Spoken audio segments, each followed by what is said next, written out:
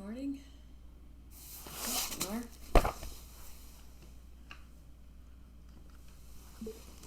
Okay.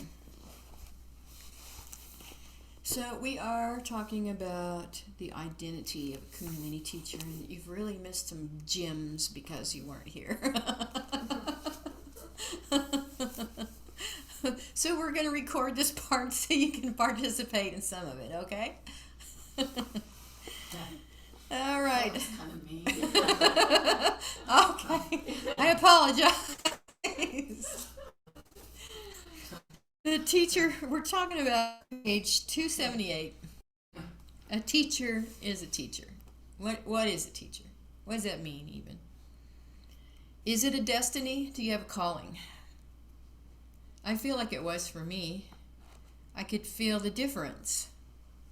You know, after the first Kundalini class, I'm going, oh, what is this? I feel different. I feel so different. When I walked out of that class, I'm going, I want to be like this all the time. Why can't I be like this all the time? Just elevated and calm, like activated and calm at the same time. That's like the definition of breath of fire. You know, it activates you and it calms you at the same time. It's a paradox breath. So that's why I just kept coming. So right here where it says a teacher is a teacher, you have a calling.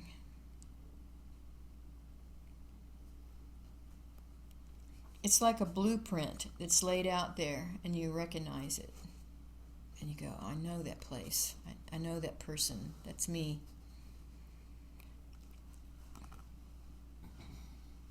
This is Yogi Bhajan's story as he's telling it. He says, I never had any idea that I'd come to the West ever. He was happy in India. He would have been fine there the rest of his life. He was like 40 years old. I knew the West well.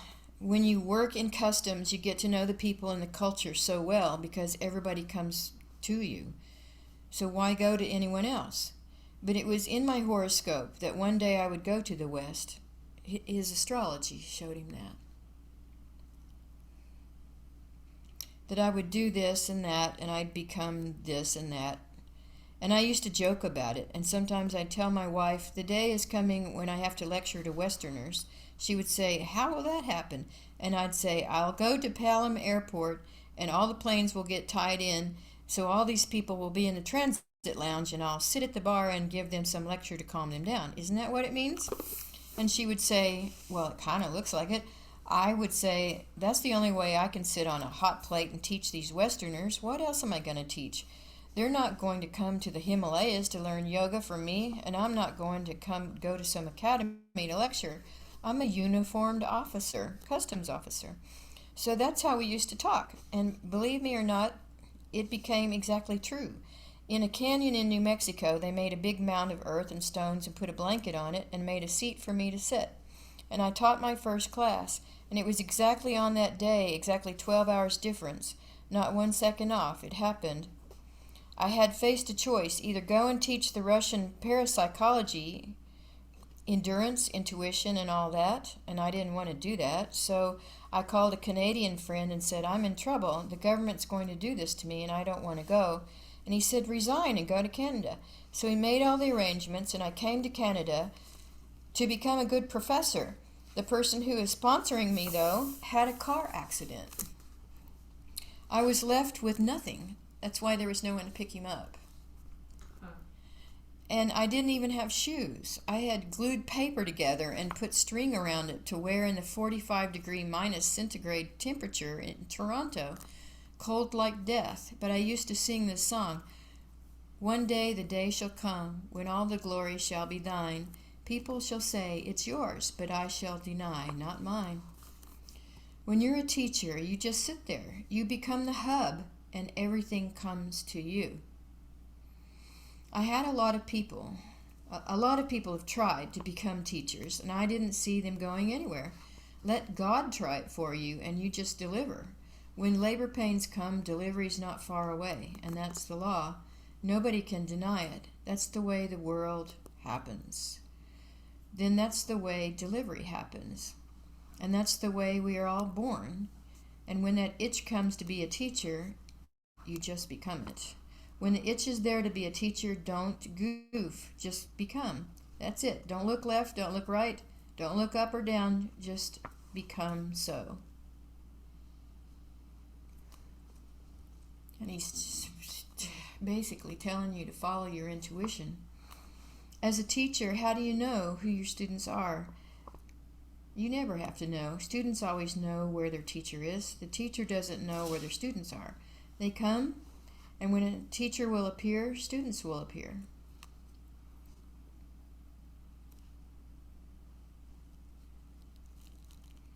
This is a student question.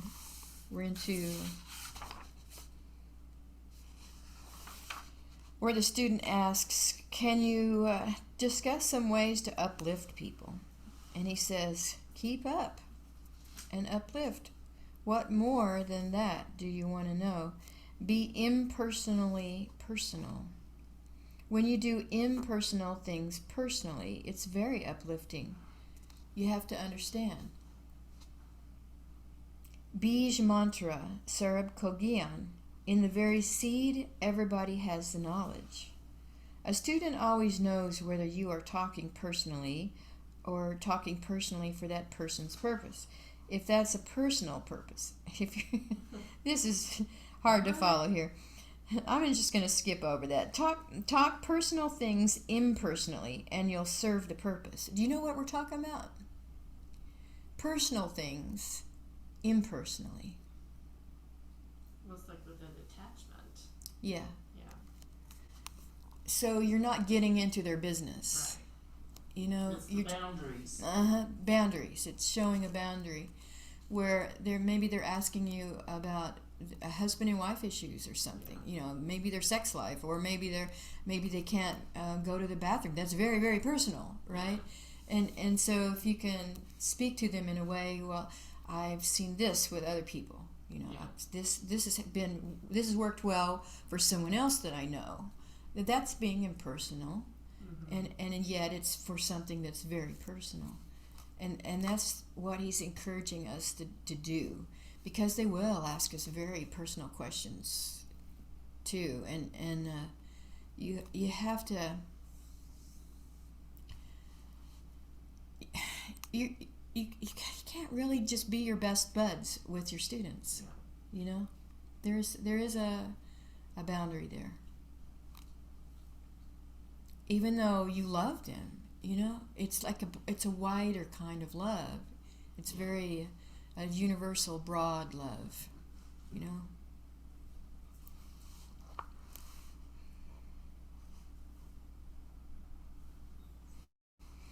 So he's talking about when you talk personal things personally, that's when you mess up. Then you're at the same level as the student. Then who is the teacher? When you talk as a teacher, you're talking personally, in a very impersonal way, because you have it. You have this knowledge, and the other person doesn't have it. You're going to give it, and so the other person experiences it. It's very foreign to that person. Those files are in the Akashic record. Who is the teacher and who is the student? That office is not on planet Earth, or even in the vicinity.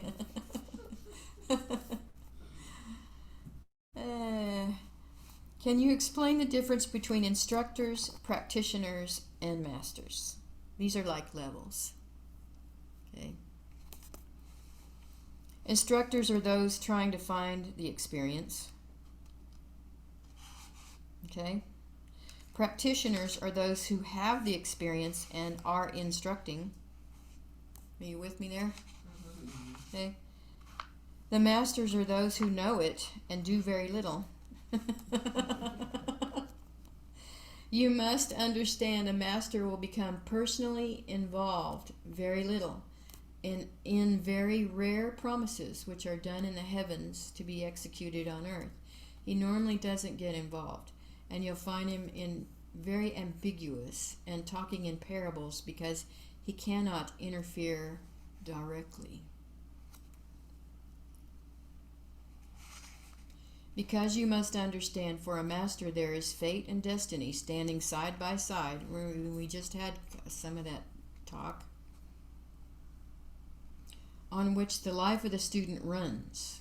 The master's job is to keep the student on the side of his destiny and help them to avoid the fate. But the master can't eliminate the fate. If he eliminates the fate, the student has to die because he's liberated.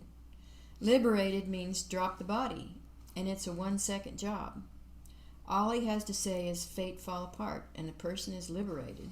2 words are very easy to say, but the drama is not over. So you have to carry the responsibility between the destiny and the fate. The distance has to be traveled. That's why suicide, killing, or murder is considered wrong. They say it's a sin of a sin of a sin multiplied. It's not a good thing because X amount of life is given as a pranic gift which has to be consumed.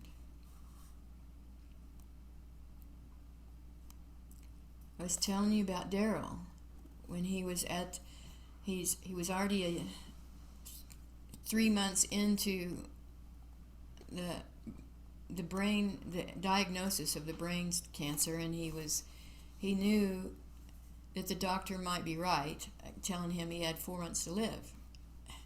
What do you do with your last month? What do you do with that? It was driving him crazy. So that's why he was ready to just get it over with. And I was trying to just hold the space, so it could just unfold as it was supposed to unfold.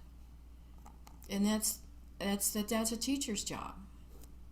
Just hold the space. Let them do their fate or their destiny, and try to be the good enough mirror so they see the difference between them, you know?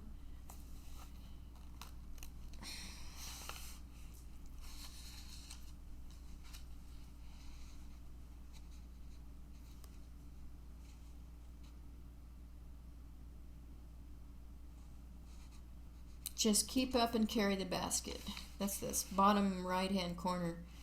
As a teacher, you can't have consequences, therefore don't start the sequence. This is a big part of our teachings, to be able to use your intuitive ability so you can see where something's headed. Whether it's with a student or with your own life, you can see where it's headed. You carry the basket and keep the bottom intact. That's a law in life. You don't cross that line of the law. As a teacher, just imagine you're taking a big basket filled with frogs. Loaded from the bottom, one under, one over. If someone jumps out, it's up to them. You carry the basket and the frogs. How many can you carry to their destination? Just be careful. Don't even estimate. Those who will stick to that basket will get beyond. Those who jump out, it's their privilege. You owe no obligation there. He's talking about the revolving door that can happen with a community, a yoga community, where people come and stay for a while and they go. And sometimes it breaks your heart because you want the very best for those people. You get to love them because they're your friends and they've been practicing what you've been practicing. Frogs in a basket.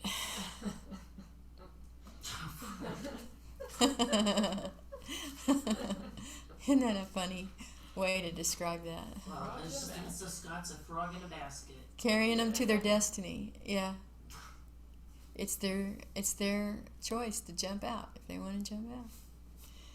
That sounds like a parallel to the electric Kool-Aid acid test book where he was talking about you're either on the bus or you're off the bus. There's no in between. Yeah.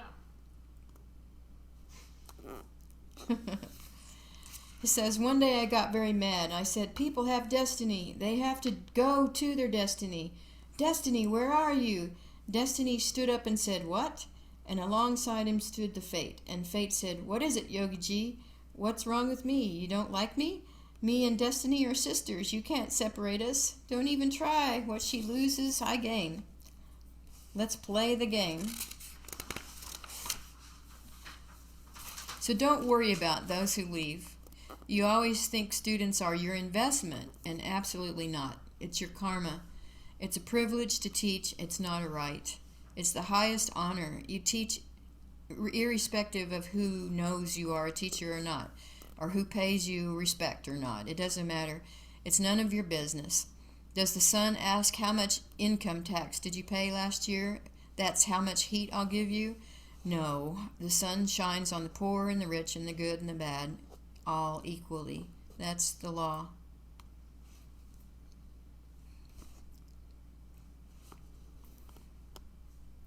You guys want to read the next? One of you want to read the next? And I'll bring your microphone over there.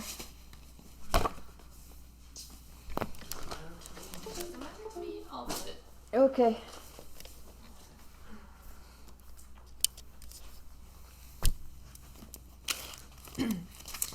Becoming a master. When I became a master, I was not expecting it. I just came out and said, I am the teacher, because my master told me so. It can happen that way too. One day I was asking to see my teacher at a certain hour. I said, what kind of meeting is this?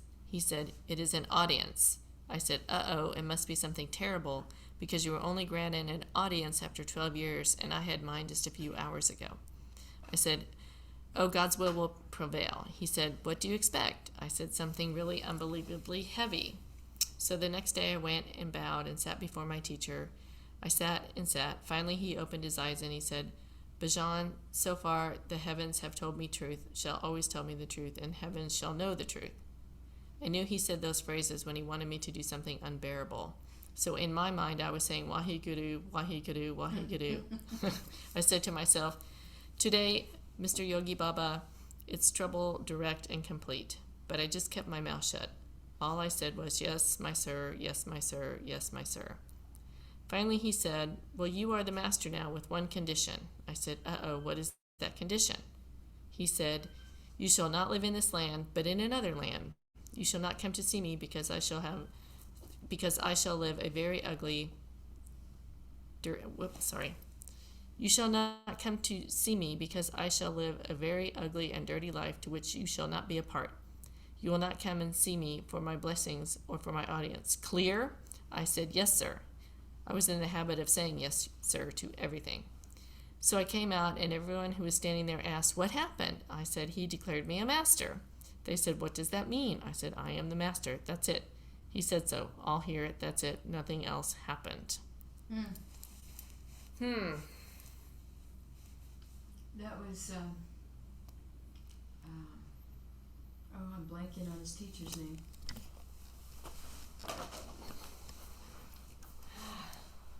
Thank you.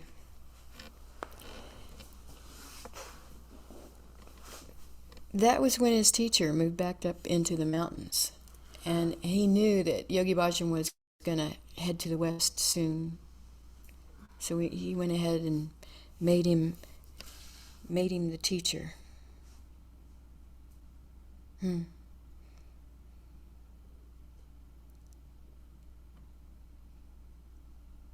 So does that mean there's nothing magical that happens, it just happens, or it's done? Or Well, sometimes it goes like that when you have a personal relationship one-on-one with someone and they're leaving, they know you're leaving, and so it's like time to make it happen. step up? Yeah, step up. Yeah. And sometimes it's more you just know on your own because you have to step up to something personally that nobody told you, you know. Circumstances change. People die, you know, and you have to fill the vacuum.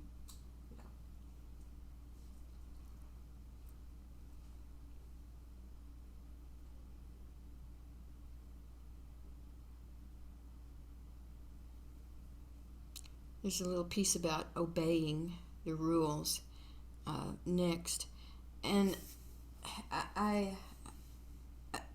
I've had these students where you're telling them do this, and they're like doing this, you know, and you go, you know, if you, I know you want to do, you want the effect that this Kriya will have, or you wouldn't be here, right? You have an idea that something can happen when you do this whole Kriya. You feel better when you usually do the class. So it's like it makes me wonder, why can't they just do what I ask them or do the best they can toward it? Obviously this is not much of anything like this, okay? But I've had students that will do that, and I go, what are they thinking?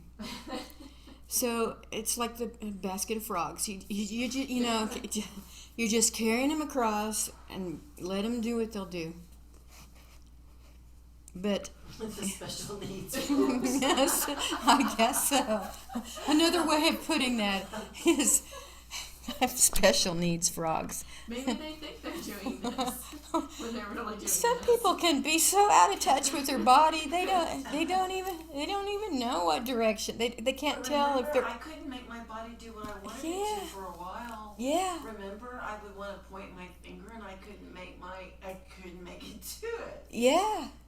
And even to this day, you'll ask someone, can you fold one finger in at a time Sometimes. and make the rest of them stay up? Can you just do one?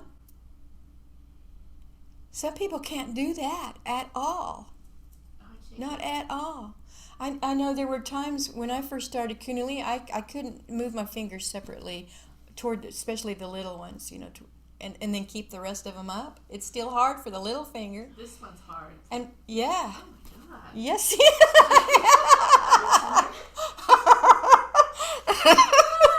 How sad is that? I can't. So you got to let them have their experience. I have some work to do. Look at that. And Pathetic. there will be Kriyas where they'll ask you, they'll say, bend Is your this what you're supposed to do?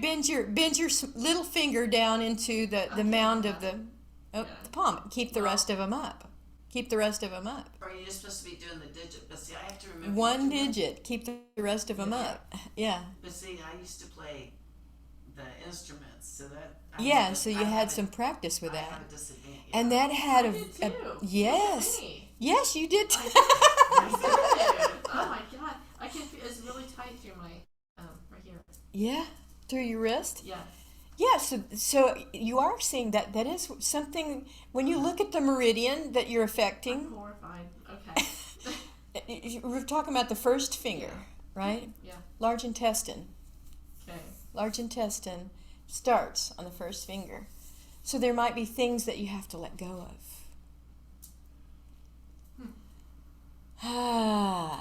What about this side's bad too though? This left side. Both sides. Okay. Yeah. That meridian's on both sides. Oh my goodness. I need some Kriyas for that.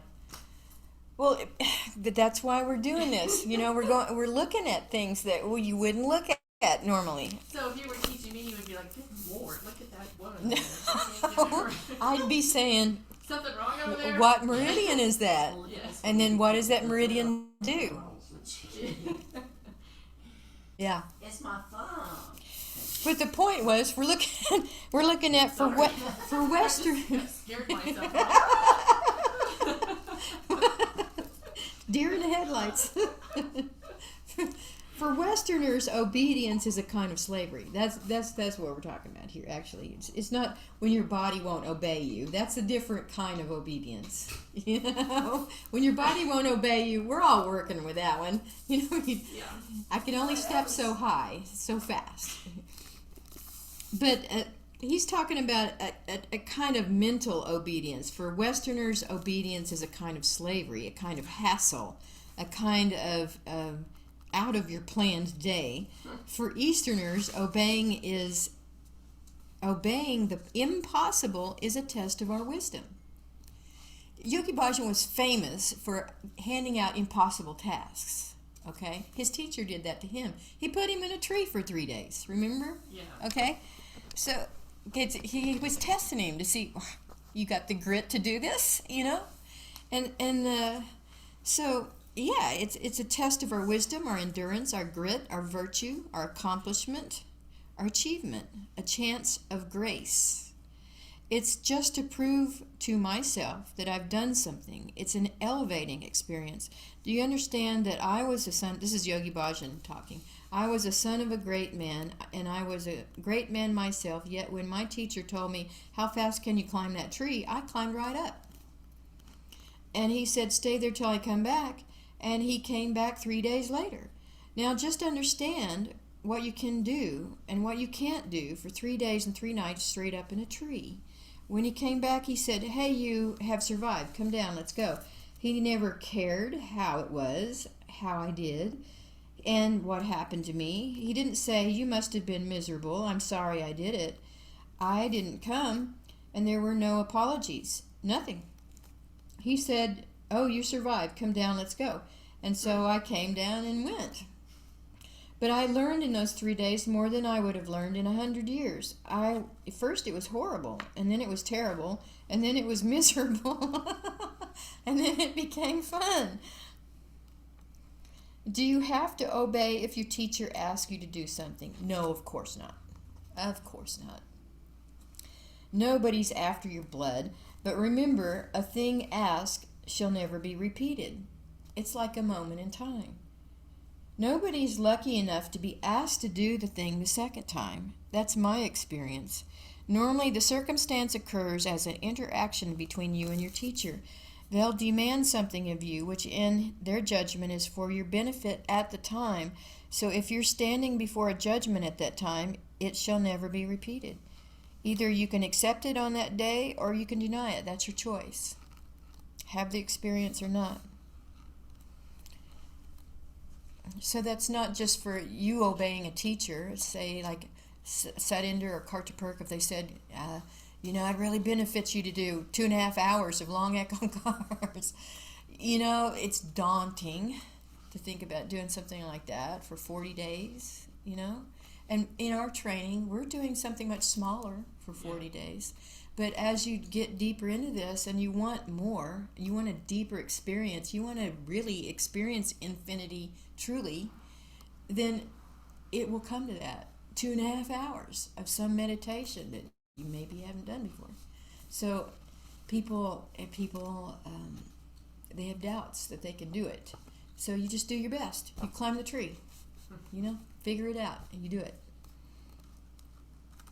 So how about those spiritual names? Why take a spiritual name? Are you going to take a spiritual name, you guys? It's not required. Yeah. But this tells a little bit about what it does for you.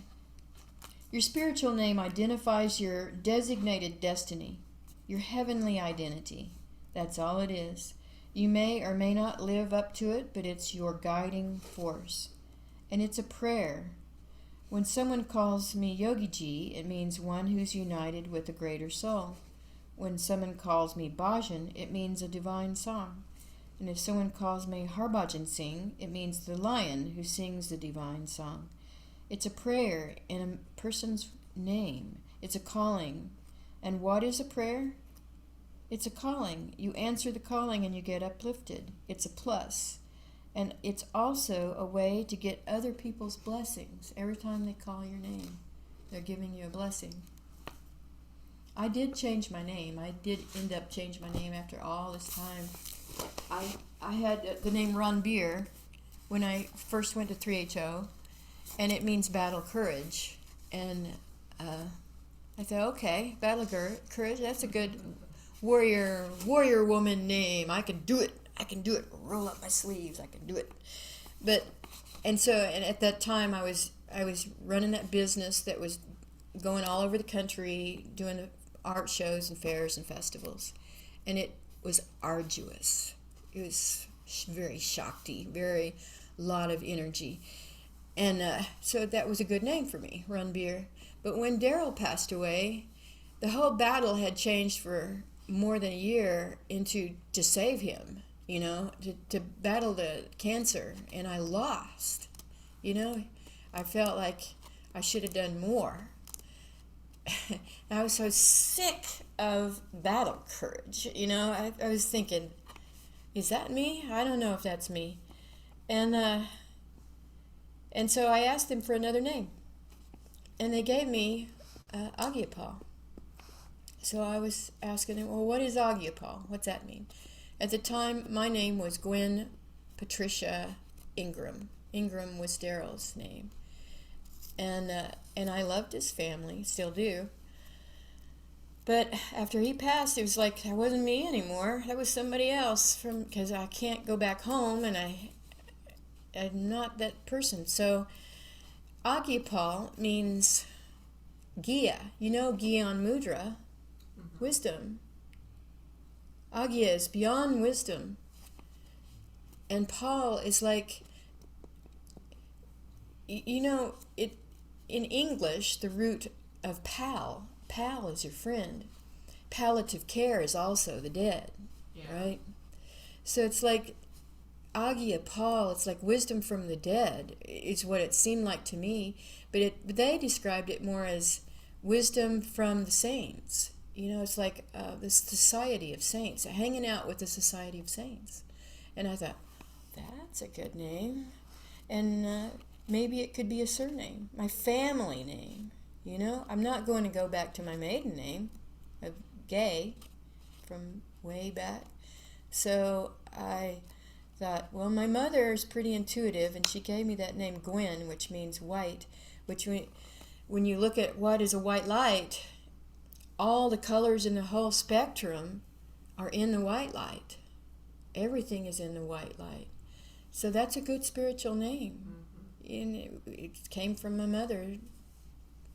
I'm not going to change it. And I did the numerology on it. It was not coming out where I wanted to be, so I added another N. So it would be a 10. Because my name before was a 10, and I wanted to save the numerology. So anyway, that's why I went ahead and legally changed my name and went through the whole process with the county court and all of that, and had to pay to change my titles on things, you know. But it's been worth it, because every time I sign my name, Agyapal, there it is again. It's the family of saints, Society of Saints. I'm going, big shoes to fill. I ain't no saint, but it's nice to be surrounded by that and be part of my family that I can depend on anyway. And so that's what a spiritual name can do, is pull you toward your destiny. That's what it really amounts to. Whether you legally change it or not. You don't have to legally change it.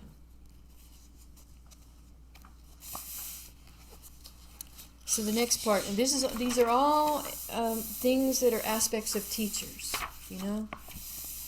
And you're a teacher. You guys were teaching before you came to this class, you know. You were teaching your kids. You were teaching your family. The art and science of improving yourself. Nobody will tell you do this. Nobody will tell you do that. So why do we wear white? Our projection is white. Our life is white. It's a help. It doesn't make that big a difference, people think, but other colors are not bad, but white has all the 7 colors in it, just like I was talking about with my name. Gwen is a Celtic name that means white. It's a science and art for improving yourself. We always tie our hair up, and that's for the energy. It's a selfish act, actually. You can tie your hair up or put it down or shave it off. Doesn't matter, but nothing you do in your life, there's nothing you cannot do in your life. If you don't want to do something, don't do it. What you want to do, go ahead. It all comes down to one thing. A saint has a profile, and it will be proven by the saint himself. Nobody can make someone into a saint. You can't canonize a saint. They either are a saint or not. I'm not asking you to become saints overnight and grow wings in your armpits. No, to be saintly is not advisable, but less than that is not enjoyable either. The question is, on what level do you want to enjoy your life? An angel's nothing but a highly elevated, transparent equilibrium. A human is nothing but a high-level, transparent experience. Everybody has 9 holes. All you need is a consciousness to watch what comes in and watch what goes out and take care of it. And you are holy. 9 holes.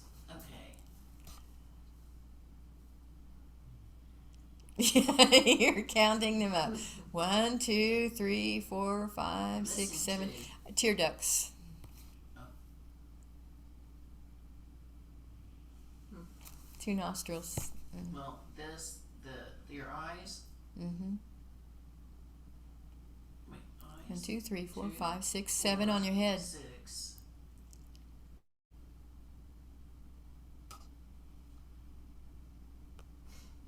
What? So, okay, yeah, 2, 4, 6, 7. 7 on your head. And then 8, 9, yeah. Yeah. That's So- not counting women's breasts, which also are, excrete. So technically, they have 11. We have 11. So I don't think his this is point. holes. No, no, no. Tear ducts are tiny holes. But your eye, your eyes are. Not I mean, that's a hole in your head. Yeah, not the eye itself, the tear duct. Yeah. Yeah. But you get the point there. It's crude, but you get the point there. You watch what comes in, you watch what comes out, right? If you're grieving over the evening news, maybe you shouldn't watch the news. Close the eyes. You know what I'm saying? Yeah. Guard yourself from what comes in and what goes out. And everybody knows, but the mouth is the biggest source of problem for me. The mouth, what I want to eat or drink, is gotta within reason.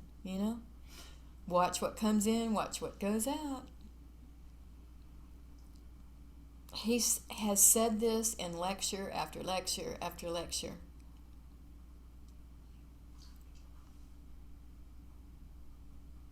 So, living as a saint, a soldier, and successful. So briefly, he says, I'm giving you the ABCs of Kundalini Yoga teacher. Kundalini Yoga is a source of life and happiness, prosperity, nobility, and courage.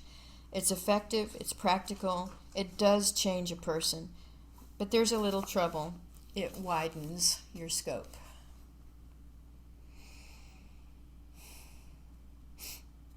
It makes you big. It's as simple as that. It makes the dormant become active. This is the big deal. That's what Kundalini does. It uncoils your watch to tick correctly. It's the ultimate science. There's no discipline in it that you have to be celibate the rest of your life or can't marry or have children, any of that. It's a householder yoga. It's for someone who wants to be a saint and a soldier and prosperous and successful at the same time, taking care of everything. It's created miracles in the last decade all over the world. This is what I see as true. Dan Dan Ramdaskar Jinasiriya Tine Savaria Puriya Hoy Kanamat Apasirjana Hare Daria. Great is Guru Ram Das Jinasiriya Tine Savaria. The one who created you has adorned you. Puri Hori Karamat. The miracles have perfected themselves. Apasirjan Hare Daria. God himself has come in and prevailed through this manifestation. This is not gossip. This is not to inspire you. It's not to butter you up, and it's not to cheer you up. It's just the truth. This is coming from a Sikh point of view, You know who Guru Ram Das is? The fourth guru of the Sikh tradition. He's the one that is associated with the heart chakra.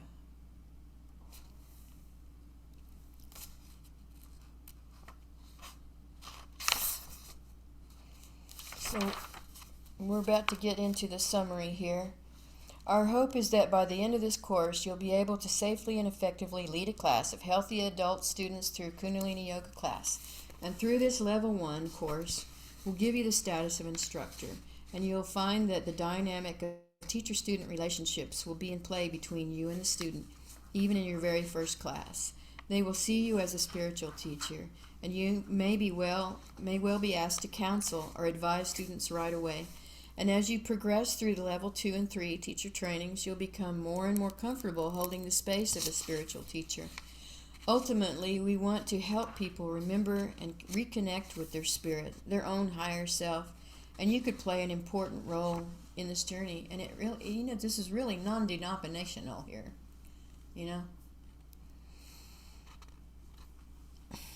Helping others in this deep and profound way is one of the most fulfilling things you can do, and why many of us feel so called to share the technology of Kundalini Yoga. As a teacher in training, it's critical that you're sensitive to what role your students are expecting or asking you to play for them. You can't decide to be anyone's spiritual teacher. You can only accept it or not when the student chooses you for that role. Are you getting that? Yeah, they do come to you for that. Counseling. And if you do choose to accept that role, be prepared. You'll be tested. The students will test you to see if they can really trust you. And your own shadow, any parts of you that have not been fully integrated or confronted or acknowledged, will challenge you too.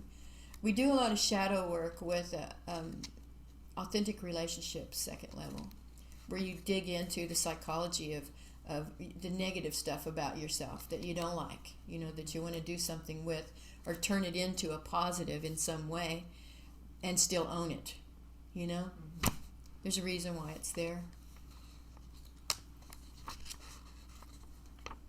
Any relationship that's deep enough and trusting enough to support the kind of profound personal transformation we're talking about is also deep enough to cause harm. The student's desire for growth and the vulnerability necessary for them to hear their teacher amidst the clamoring of their own mind also makes them particularly vulnerable to accidental or even purposeful harm. And anyone willing to play the role of spiritual teacher to another person needs to be humble and careful and acting solely from a place of service, not for any personal gain whatsoever. And in the other writings in this chapter, we hear of this dynamic at length with great impact. From the other side of the relationship, you may relate to one of your yoga teachers as your spiritual teacher or not. And if you do, you'll want to be aware of the power imbalance in that relationship and be watchful that what you are sacrificing is your ego and not your sovereignty. It's not a lesson for you to grow from if your teacher is taking advantage of you financially, and no form of romantic relationship is ever appropriate between a teacher and a student. We've got the code of excellence over here we've already gone over. It can be tricky or a fine line, but ultimately it's your consciousness that needs to be what you are empowering and listening to. Not someone outside of you. For example, we strongly support and encourage selfless service. And also there's nothing inherently wrong with a teacher making opportunities available to perform seva. For example, sweep the yoga center after class, right?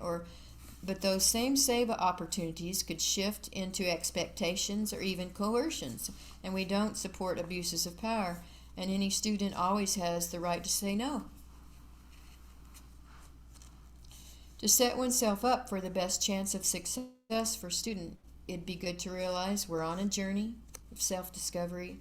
The ultimate goal, whatever we hope to discover inside ourselves, is our true self, our wholeness, our soul, our infinity, the part of us that's beyond the mind.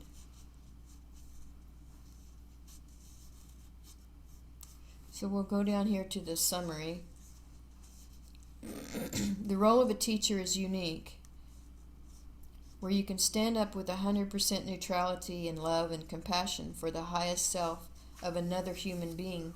You can love them more than they love themselves in that moment and find no greater joy than to see them realize themselves, their own potential, and their own power. A teacher can be a great catalyst for personal growth. And the greatest help in the treacherous journey toward the full embracing of their own soul.